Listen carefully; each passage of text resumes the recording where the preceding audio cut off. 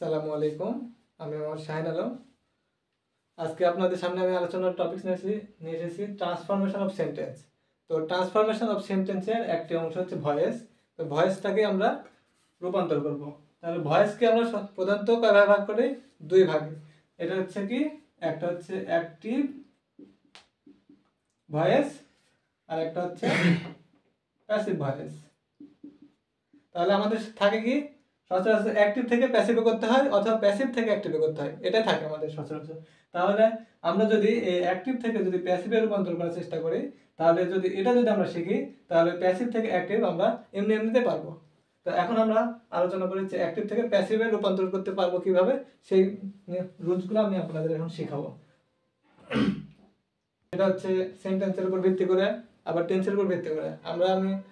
আমি আপনাদেরকে শেখাচ্ছি টেন্সের উপর ভিত্তি করে সাধারণত কয়ভাবে রূপান্তর করা যায়। তা আমরা জানি টেন্স সাধারণত 12 প্রকার হয়ে থাকে টোটালি, কিন্তু আমরা ভয়েস চেঞ্জ করার ক্ষেত্রে নয় ভাবে আমরা কি করতে পারি, এটাকে রূপান্তর করতে পারি। একটা হচ্ছে প্রেজেন্ট ইনডেফিনিট, পাস্ট। আমাদের ভয়েস চেঞ্জ করার ক্ষেত্রে আমাদের সর্বপ্রথম জানতে হবে কি, কোন টেন্সে আছে সে বিষয়, টেন্সটা কি সে বিষয়, আর অক্সিলিয়ারি ভার্বটা আমরা কোন টেন্স থেকে কোনটা নিয়ে আসবো সেটা। আর যদি অবজেক্টকে আমরা কিসে রূপান্তর করবো? সাবজেক্টিভে। অবজেক্টকে সাবজেক্টিভে রূপান্তর করব এবং মূল ভার্বের সবসময় থ্রি ফর্মটা বসাবো এবং তারপরে হচ্ছে বাইটা বসাবো। এটা হচ্ছে আমাদের মূল। এখন প্রেজেন্ট ইনডিফিনিট টেন্সে কোন অক্সিলিয়ারি ভার্বগুলো আসে দেখেন। আর প্রেজেন্ট ইনডিফিনিটে আসে am অথবা is অথবা are। আর পাস্ট ইনডিফিনিটে আসে was অথবা were। ফিউচারে আসে shall be অথবা will be। আপনারা এটা একটু স্ক্রিনশট নিয়ে বা মুখস্থ করে রাখতে পারেন, তাহলে এটা বোঝা গেল। তাহলে আমরা এখন আসি প্র্যাকটিসে। তাহলে আমি কি বললাম, প্রেজেন্ট ইনফিনিটে যদি কোনো টেন্স যদি থাকে, কোনো সেন্টেন্স যদি থাকে, তাহলে আমাদের অক্সিলিয়ারি ভার্বটা কি আসবে? am, is অথবা are। তাহলে আমরা দেখি প্রেজেন্ট ইনফিনিটের একটা সেন্টেন্স। তাহলে হি প্লেস ফুটবল। এই বাক্যটা আমরা প্রায় সচরাচর সবাই জানি, এটা একটা সিম্পল একটা বাক্য। তাহলে হি প্লেস ফুটবল, সে কি করে?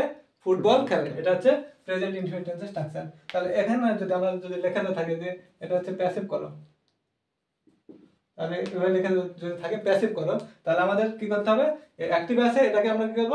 প্যাসিভে নিয়ে আসবো। তাহলে আমাদের মূল কাজটা কি, যেটা অবজেক্টিভে থাকবে সেটাকে আমরা সাবজেক্টিভে নিয়ে আসবো। তাহলে ফুটবলটা কি, এখানে অবজেক্ট, এটা হচ্ছে অবজেক্টটা ফুটবল, মূল ভার্বটা হচ্ছে প্লেস আর হি হচ্ছে সাবজেক্ট।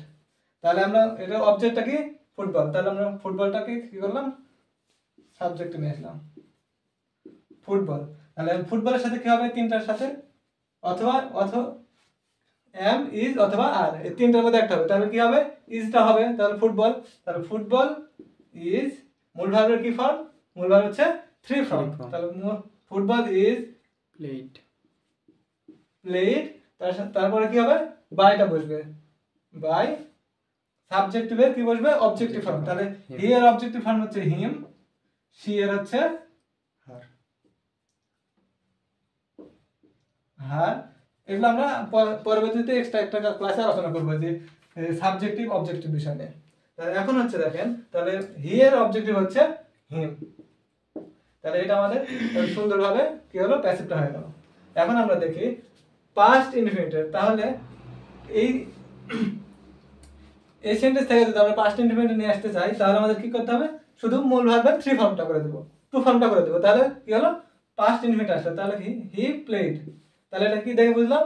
মূল ভার্ব দেখে আমরা বুঝলাম যে এটা কি আছে, কোন টেন্সে আছে? পাস্ট ইনডিফিনিট টেন্সে আছে। তাহলে আমাদের কি করতে হবে? প্যাসিভে নিয়ে আসতে হবে। তাহলে আমাদের সেম নিয়ম, তাই? তাহলে কি হবে বলেন তো? তাহলে ফুটবলের সাথে কি হবে? যেহেতু এটা পাস্ট ইনডিফিনিট, তাহলে কি হবে? ওয়াজ অথবা ওয়্যার। তাহলে এখানে আমাদের ওয়ার তো আর হচ্ছে না, যেহেতু এটা প্লুরাল না, তাহলে হচ্ছে সিঙ্গুলার। তাহলে হচ্ছে ফুটবল ওয়াজ প্লেড, মূল ভার্ব থ্রি ফর্ম, সাথে বাই, এর অবজেক্ট হচ্ছে হিম। আশা করি আপনারা এটা বুঝতে পারছেন। এখন হচ্ছে ফিউচার ইনডিফিনিট আসি, তাহলে একটু পরিবর্তন করতে হবে, আমরা এটা মিশিয়ে দেওয়া ভালো। তাহলে হচ্ছে আমরা মিশিয়ে দিই এটা। কোন টেন্সে আছে? Future indefinite tense. তাহলে আমরা কি দেখেছিলাম? উইল প্লে দেখেছিলাম। তাহলে এখন হচ্ছে আমাদের কাজটা কি, অবজেক্টকে আমরা কি করব, সাবজেক্টে রূপান্তর করব। তাহলে অবজেক্টটা কি, ফুটবল। তাহলে ফুটবল,